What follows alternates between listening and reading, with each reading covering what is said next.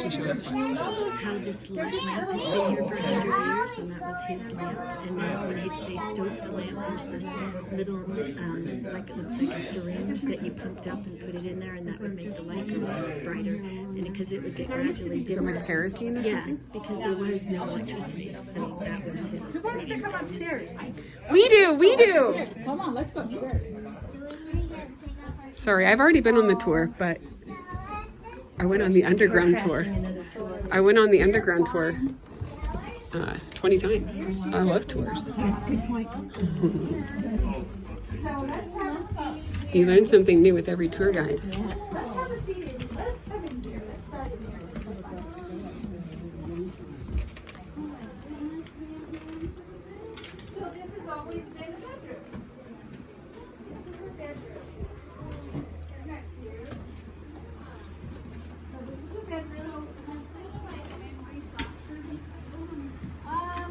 They have, but it gets rain from time to time. So did you used to live here? Uh-huh. When did you live here? In the 90s.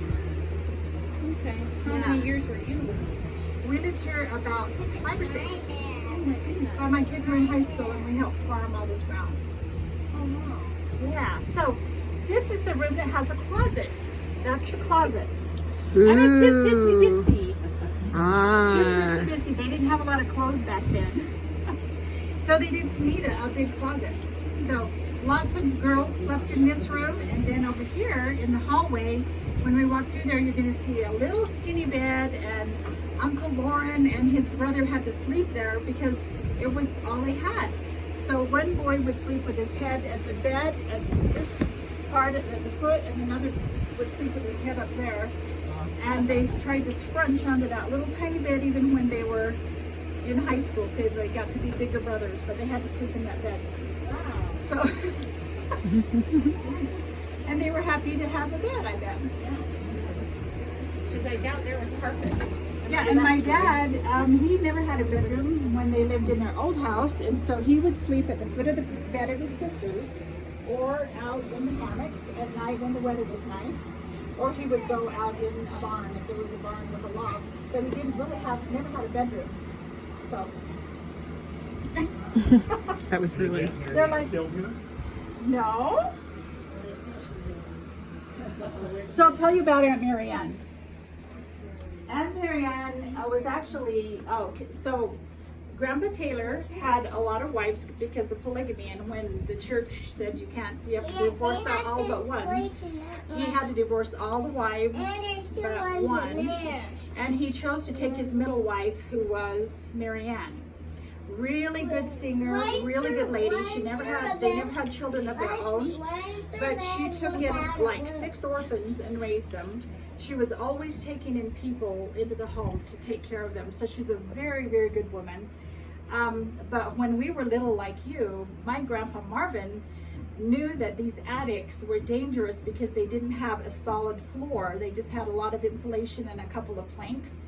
And if he would have said, don't go in that door, you know what we would have done?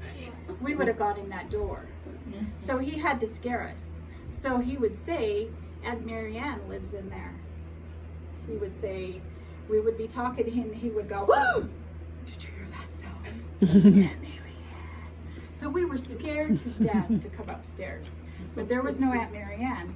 But there is a mystery in that attic. So there used to be an old wooden trunk that came from England when they came, joined the church and came, and it had a rounded top, and they always had a clock on the top of that trunk.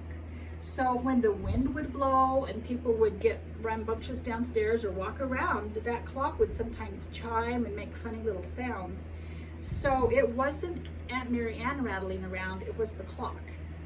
So when I moved in the house, my sister Linda moved out on a Friday and went to Blackfoot, and we moved from Omaha and moved in on a Saturday, and that trunk disappeared between the time that she moved out and I moved in, and it was like just a few hours apart. No one has seen the trunk.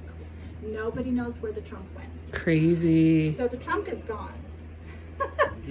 Nobody knows where the trunk went. Yeah.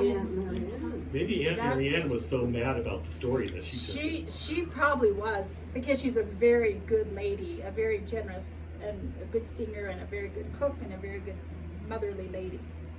But Grandpa didn't want us getting hurt and going into these attics, so he would say, there's a ghost in there.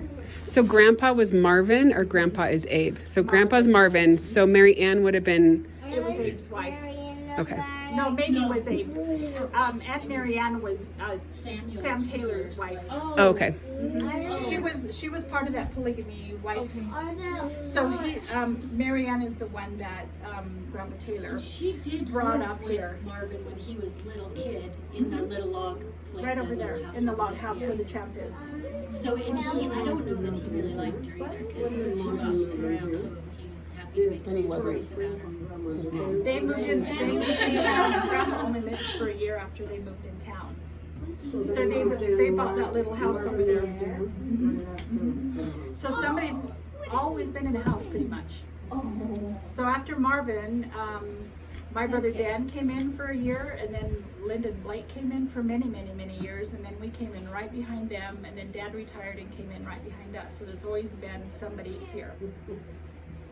So this is just, no stories to this room. It's just a little tiny room with 2 beds, no closets. There's a hook behind the door that's been there since I was a little tiny girl, and you can hang some dresses there. That's all that's in there. And you're welcome to go look in there if you want to.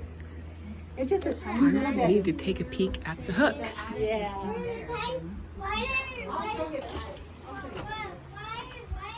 Oh, that is a nice hook.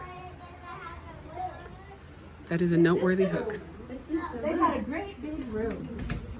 So see, it's just storage. It's So just was boxes. the trunk in here, or was it in The trunk was in with Aunt Mary Ann. That one. Wow. Where Grandpa slept?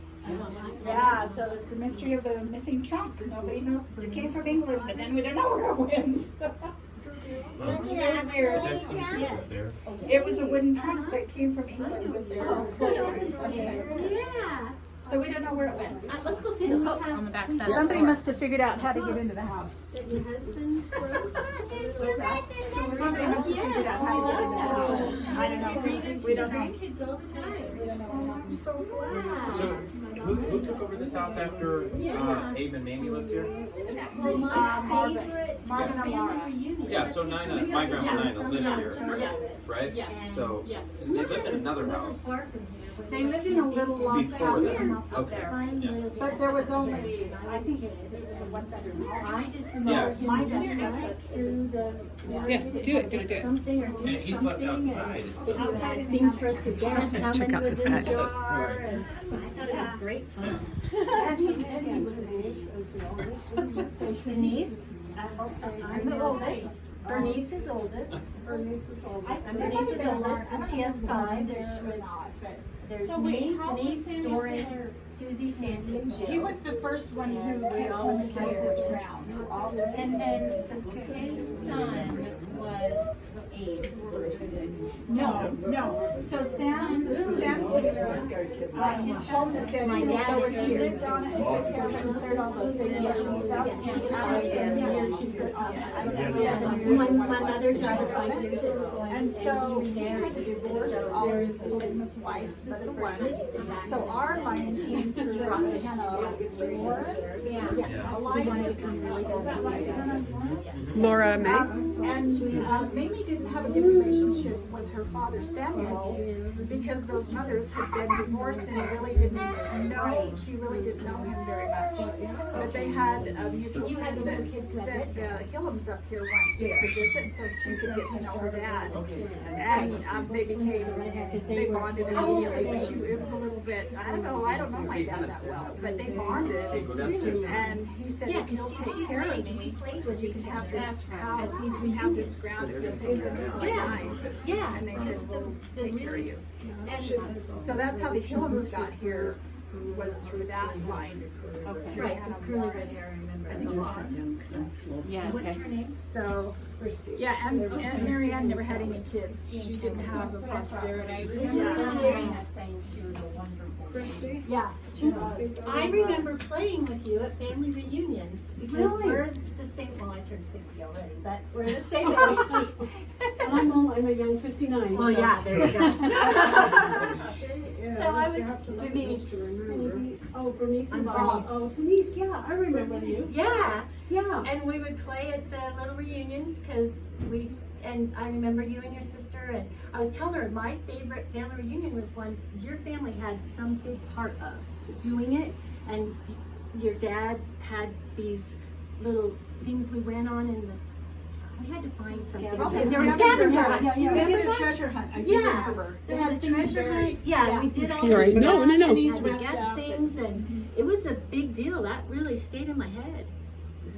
It was up on Timber.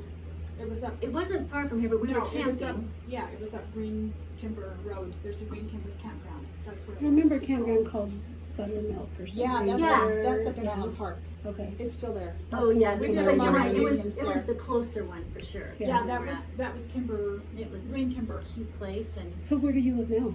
we've lived in Sacramento. Yeah. We've lived